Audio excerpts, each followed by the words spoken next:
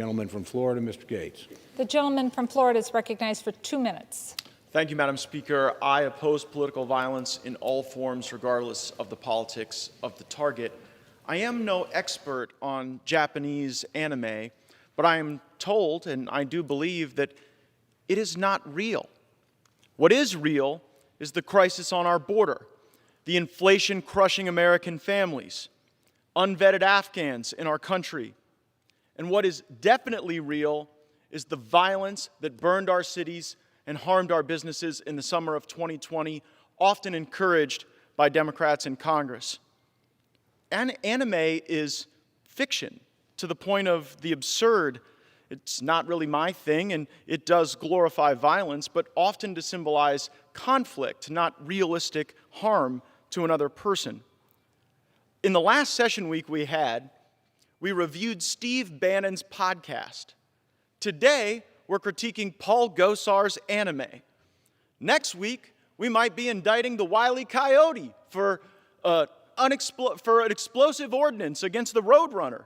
If you don't like Paul Gosar's tweets, tweet back at him. We know there are plenty of folks in big tech who will amplify your message.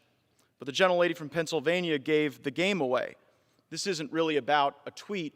It's about removing a powerful conservative, Paul Gosar, from the Oversight Committee. And it is about characterizing conservatives as threats to the country, dangerous, because despite the majority's references to the Biden infrastructure bill, they have received no bump from it. The American people, not really into the infrastructure bill, and so we're here reviewing mean tweets. All of us in Congress, I shouldn't say all of us, some of us have regretted things we've tweeted. I know I have. And when we say uncouth things, we should resolve that. Congressman Gosar removed the tweet, and I hope he regrets it, and I hope that the squad regrets tweets The gentleman's that time raise funds for has people expired. Gentleman, an additional 30 The gentleman seconds. from Oklahoma yields the gentleman from Florida an additional minute.